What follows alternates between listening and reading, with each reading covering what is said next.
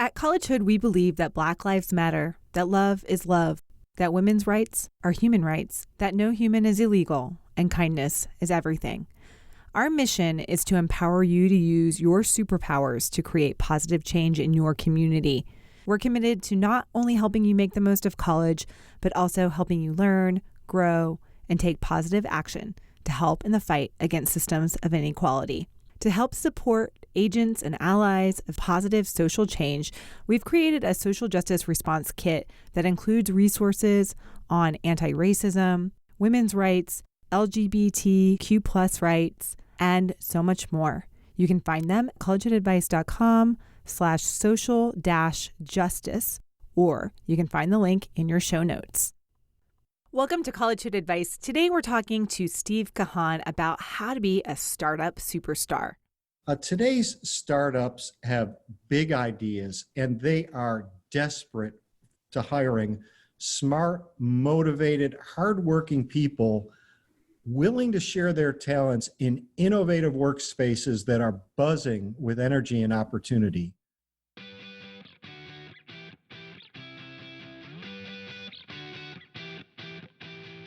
Develop your superpowers and use your college experience to bring them to the world with Collegehood Advice, guidance and resources for students who want to thrive during college and beyond.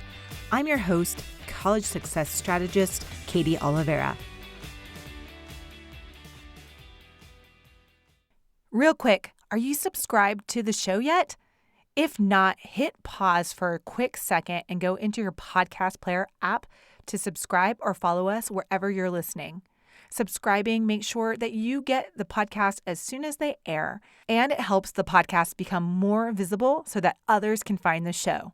If you're already subscribed, you can also help others find the show by leaving a review in your favorite podcast player.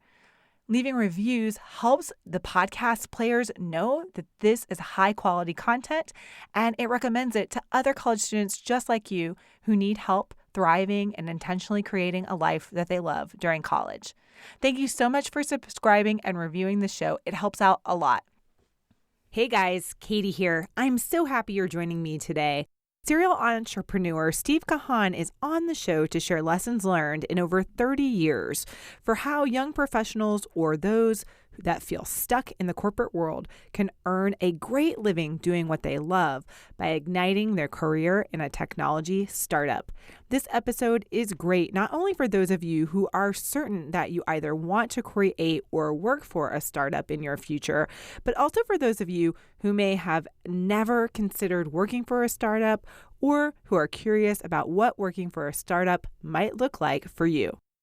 In this episode, Steve helps us understand what a startup really is, how to select a strong startup to work for, how to stand out from the crowd when applying to work for a startup, and how to succeed as a successful startup professional.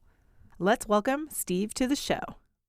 Steve, this episode is about how to become a startup superstar, but I like to start each episode by defining the terms we're using for those who maybe have misconceptions or mythology around the word. Sometimes we're not always using them, and sometimes this might be new to listeners. So can you start by defining what a startup actually is?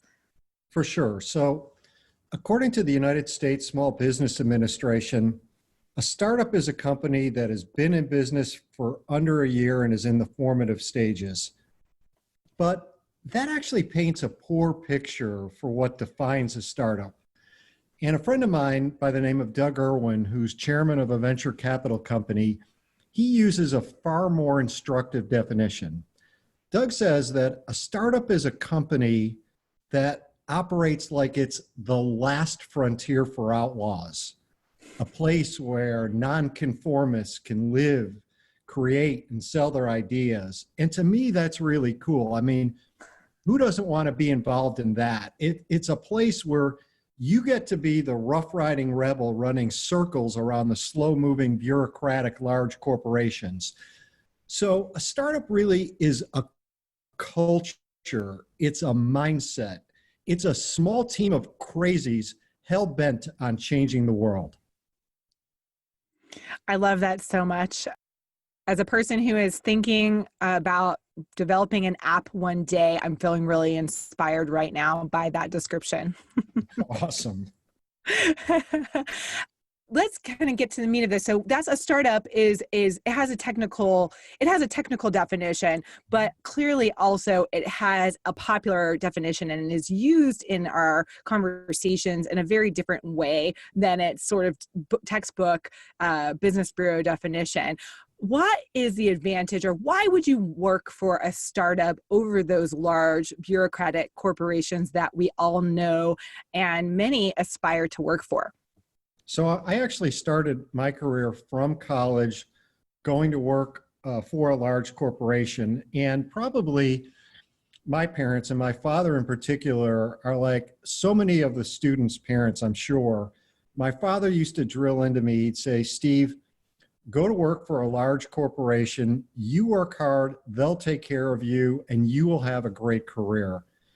And then, of course, he would say, of course, your mother and I would much prefer that you become a doctor or a lawyer, but short of that, getting a job at a large corporation would do. And so that's what I did. And what I found was that large corporations are often burdened with incumbent mindsets.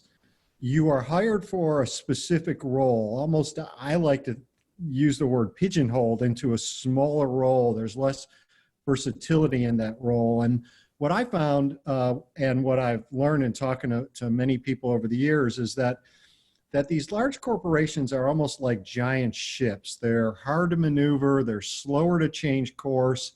There tends to be more bureaucracy and acceptance of the status quo. And so if you compare that to a startup is like a speedboat that's darting around that giant ship. There tends to be more innovation. They move fast. There's more of a nimble kind of startup entrepreneurial mentality. There are risks for sure. There's frequent change. You're not going to find a startup that has well-defined training courses to get you from point A to point B, or even career paths. But if you're entrepreneurial, you'll oftentimes find that startup environment is the place for you.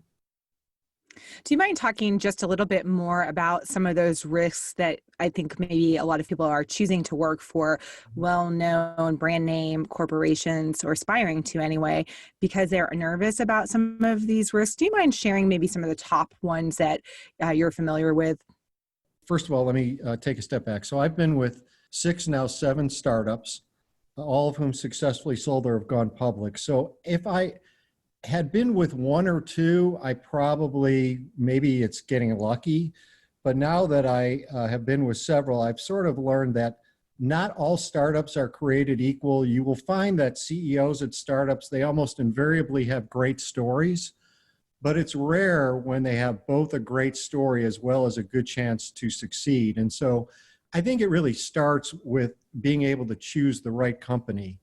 But let me address the elephant in the room, which is that most people are concerned about going to startups because they don't want to lose work-life balance.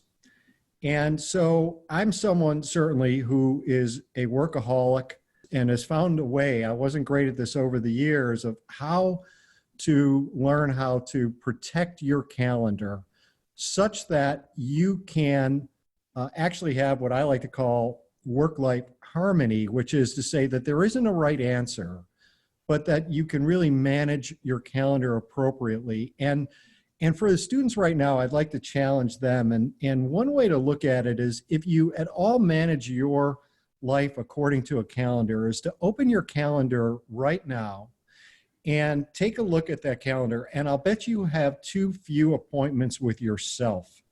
And so what you've got to be able to do is to put yourself as priority number 1 in your calendar. And what that does is it allows you to carve out time for yourself, whether that be for training, whether that be to be home for dinner a few nights a week, or to leave early, or eventually to go to kids' games, or even just to have time to work on building your own skills or thinking strategically. And what I learned over the years, and probably the hard way initially, was to put myself as priority 1 And that allows you to manage your kind of the work-life balance and greatly reduce the risk that because there will be hard work, there's no easy button, that you'll be able to mitigate one of those big concerns, which is just you're working 24/7. You don't have to, and you could still achieve great success.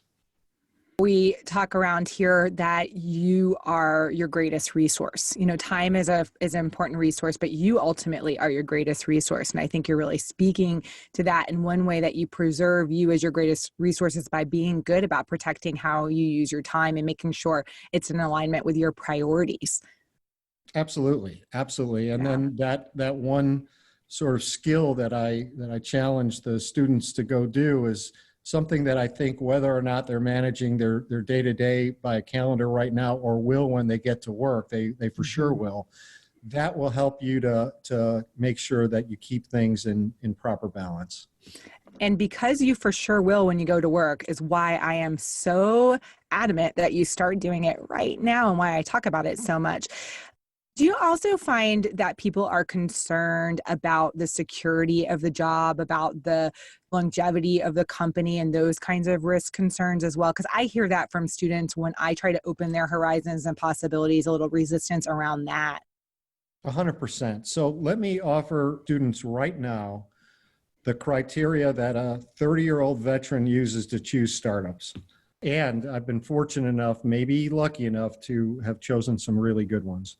The first criteria that I look for are quality people who share the values that I have. What you will find is that people reflect the company's culture. And if you don't think you could trust, respect, and admire the people that you are working with, particularly at a startup, because they tend to be smaller companies, then you need to move on. What you're looking for is a management team or leaders who, during the interview process, you could see that they might be able to rock your world. And so it starts with the people, and I suggest that that be number one.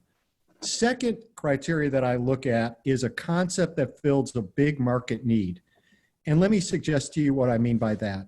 What I mean by that is this, is that you could do research on learning if the market that the company plays in is big enough. So analysts, influencers publish reports.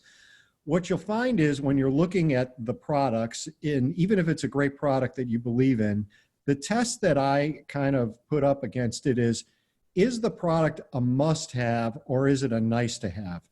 So if you're going to work for a company that it's a nice-to-have to get their product or service, you probably ought to move on, because even if it's a big market, the product that they're bringing to market, people don't spend money on nice-to-haves. They spend money on must-haves, most often in the corporate world. And so you're looking for a concept that fills a big market need. And by the way, don't be afraid if you see that there's competition. In fact, worry if you see that there is no competition, because then that suggests that the market might not be big enough. And then finally, and this goes to your point that you raised very clearly, is the startup well-funded? And so naturally, you want to be able to choose a startup that has a long enough runway to get off the ground. And what you want to make sure is that the company is properly capitalized so you have the best chance at growth, stability, and success. Mm-hmm. That makes a lot of sense. And I think what you're pointing to and what I'm really hearing, and I think a place that students aren't always aware of, is that it takes research. You want to research the places that you want to work and be actively engaged in understanding who you are seeking employment with. Absolutely. It's doing research, but now I'm going to give your students a bonus. So you could do research, and sometimes the research, we exist in a world that things are mostly in shades of gray, right? It's rarely black and white. I wish it were that easy, right? And so now I'm going to offer your students questions they could ask that cut right through the clutter, many of which they would never think to ask, that would help you to gauge whether or not you're going to a good startup. So here are the questions. Take notes on these questions. Question number one: Why is now the time for your company to exist? Question 2, what milestones has your company achieved? Question 3, what do you love about your team and why are you the ones to solve this problem? Question 4, tell me about some of your paying customers. What are their revenue expectations over the first year or over the next year? And how do you expect that you're going to be able to achieve those revenue expectations? Next question. How much has the company raised by way of funding and what's its runway? Next question. Who are your investors and why did you choose them? And finally, and I think this one's really an important one, if you weren't building your startup, what would you be doing? And that really gets at sort of the values, right? Because you get a chance to learn about people in ways that they oftentimes wouldn't necessarily share with you during the course of a interview that you're having, especially when you're worried about that you're the one that is answering really all the questions, not them. Yeah. Those questions, you become all, and by the way, just the simple asking of those questions will immediately differentiate you and set you apart from virtually every other candidate that's interviewing for the same role. Mm-hmm. Yeah, that makes so much sense. And thank you for sharing those questions and that bonus, because having a lot of people in interviews, when it's, do you have any questions for us, say nothing. And that's a real missed opportunity. Absolutely. Absolutely. That's just red flag number one, that there's no interest or someone isn't curious enough that would extend to projects that you're on or other things. Mm-hmm. We'll get back to the episode in just a moment. We're going to take a quick break to thank our sponsors for supporting the show.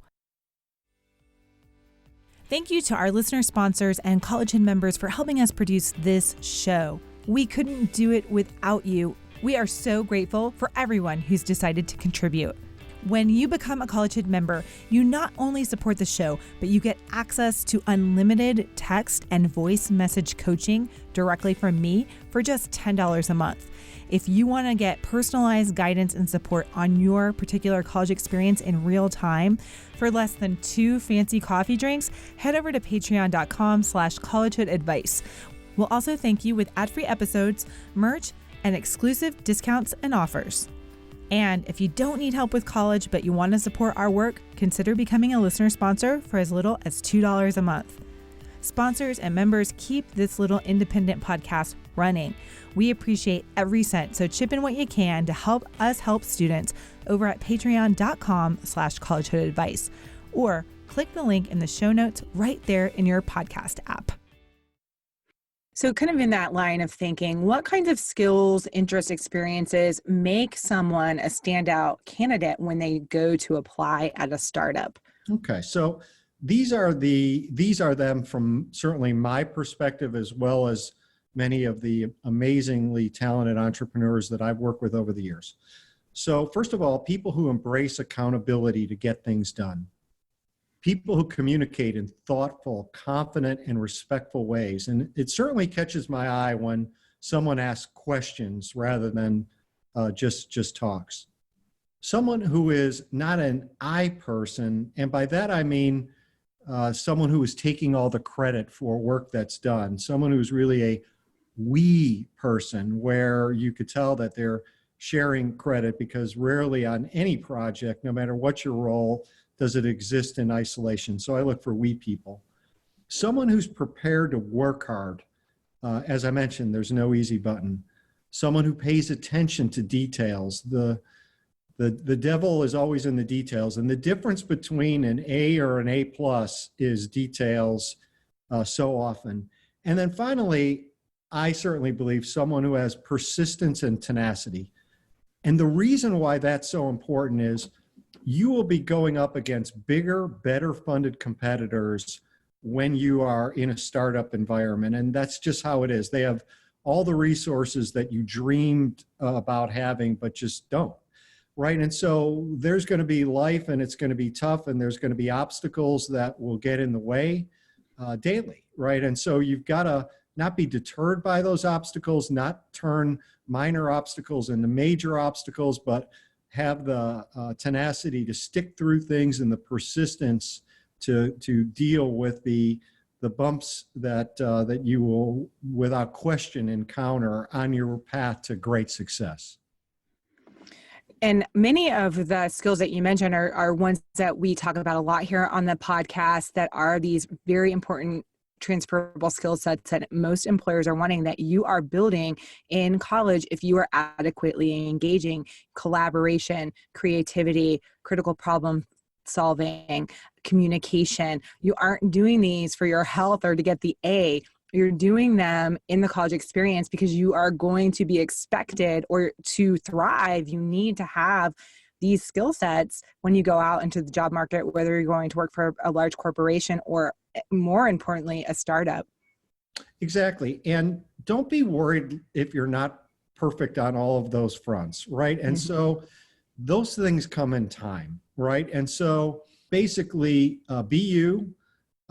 Realize that those are the, I guess, the attributes that that startup employers are looking for. And yet at the same time, along the way, find those people and mentors who actually have them and just are A+ at those particular attributes, as well as the particular functional area that you're working in, and learn from those people, model those people. That's how you sort of take that base education that you have and then accelerate it and build it from there. Sure. And we do have a whole episode, 5 skills employers want, that I will connect to in the show notes, that talk about some ways that you can start to cultivate these and build these skills in the college environment as well.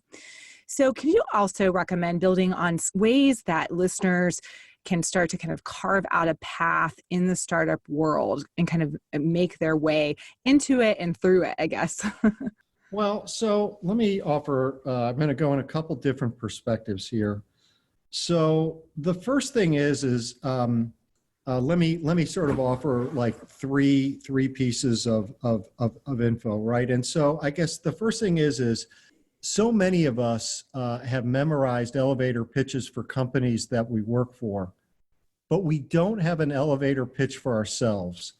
And startup executives who are hiring, they want to know why you, and they want to know it in the first 60 seconds. So if you don't have an elevator pitch for yourself, you ought to create one. And then I guess secondly is that, as I mentioned, sort of not all startups are created equal. So when you're starting to look for a startup, approach that decision and that startup as an investor. And really look at that company from that perspective, right? And so that will really help you in so many ways, right? Because would you invest in that company yourself, right? And so I've always viewed that the best investment I've ever made, because this is what's going to happen to you when you graduate, right? So you're going to make money, then you're going to make more money, and you're going to make more money, and your career is going to progress, hopefully, and that's good. But here's like the little bugaboo. And that is that as you make more money, you're going to spend more money, right? You're going to have more expenses. I mean, even if you're a disciplined investor. So you're going to get married, you're going to have kids, you're going to buy a house, you're going to want to get good stuff and cars and go on vacations. And so the reason why I look at startups as an investor is because I always viewed that the best investment is an investment in myself and the team that I'm working with. If you're investing in the stock market with people and companies, you could do research, but you really don't know them. And yet, if you're fortunate enough to gain stock options in these companies and view that decision as an investor, then you might be able to create separation financially through stock options as they appreciate.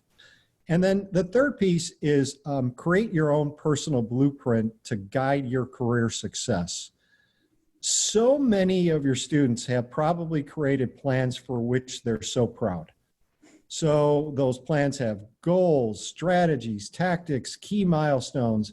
They might even identify ways to reduce risk. But have you documented a plan for your career? And that plan should contain all the conventional elements like goals and key milestones when they should be achieved, but also some unconventional. So here's an example of one of those things. You should actually define the type of people you want to surround yourself with at work, right? And so I think Jack Welch, the former CEO at General Electric, had it right when he said, nothing matters more to winning than surrounding yourself with A-plus talent. And so what's the type of A-plus talent you need around you to bring out the best that you have to offer? We all can't be great at everything. So who are the type of people and skills you need around you that complement you and allow you to sort of just next level and become great? Those are three items that I think people could put to use immediately, whether they're joining a startup or not, even if they were joining a bigger company on the investment perspective, that I think can certainly bode well as you make your way into the work world.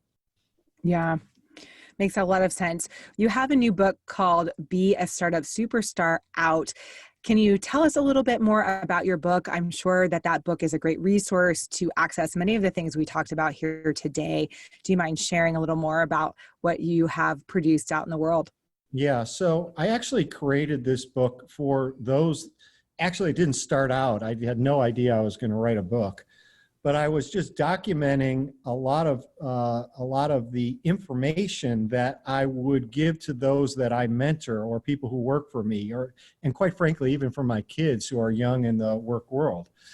And so basically, what I found is that there was great reception to this, and a number of publishers who thought so as well. And so what the book Be a Startup Superstar covers is essentially three primary items. First is why you would want to choose a startup, and it goes into far more detail. Secondly, how to find and land a job at the best startup. And third, and this is really the key, is that what I grouped under 7 keys to the C-suite are 35 actions, attitudes, and behaviors that one could put into play to help them to maximize their success at a startup. And I wrote it very much in kind of a quick read. This is not reading War and Peace. It's quite actionable. And there are a number of illustrations from my career as well as other senior executives that I've admired over the years that can help you understand how to best put those ideas into action. And where can listeners get a copy of the book and connect with you? Well, you can get a copy of the book, Be a Startup Superstar, wherever books are sold online, for example, on Amazon. And you can connect with me on my website at beastartupsuperstar.com. And if you read the book, one of the things that I do is I respond to every question and comment through my website personally. And so I certainly have a responsibility, I believe, to pay it forward. And so that's something that I absolutely am intent on doing. That's great. I love that. Is there anything else that we missed? We covered a lot of ground, but I want to make sure that we leave space for you to share any last wisdom before we sign off. Yeah, I guess really it's today's startups have big ideas and they are desperate to hiring smart, motivated, hardworking people willing to share their talents in innovative workspaces that are buzzing with energy and opportunity. So if you want to earn a great living doing what you love for the right startup, you could be a godsend.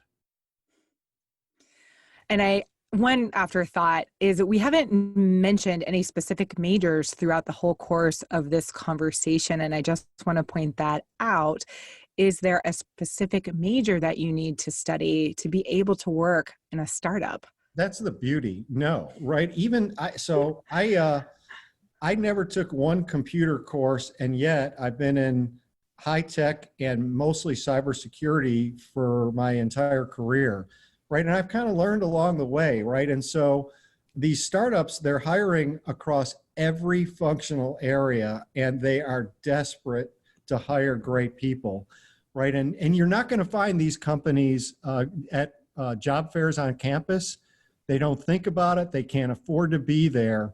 But there are many startup accelerators. You could Google in the city that you live or want to live, and you can find a number of those startups that way, or research and connect with the executives via LinkedIn Messenger. You'd be surprised how many will talk with you where they will help you to carve your path. Steve, thank you so much for sharing this valuable information with our listeners. I really appreciate you coming on the show today. It's been great being here. Thank you for having me. Now, Steve and I want to hear from you. What resonated with you from today's episode? Is there a specific strategy or action step that you plan to take after listening? Share with me in the comments on this episode over at collegeheadadvice.com, or send me a DM on Instagram at collegeheadadvice. And if you have questions about this episode, join me after the episode live on Instagram, Mondays at 8 p.m. Central Time, where I explore things we missed and answer your questions. Thank you for listening. Head over to College Head Advice for show notes, links, and resources we mentioned in this episode. And while you're there, sign up for weekly updates and get access to our library full of free tools to help you college. And if you love the show, consider sharing it with a friend or leaving a review on your favorite podcast player. It really helps us grow the show. Remember, your purpose is to be you, and your goal during college is to grow and develop your superpowers so you can thrive.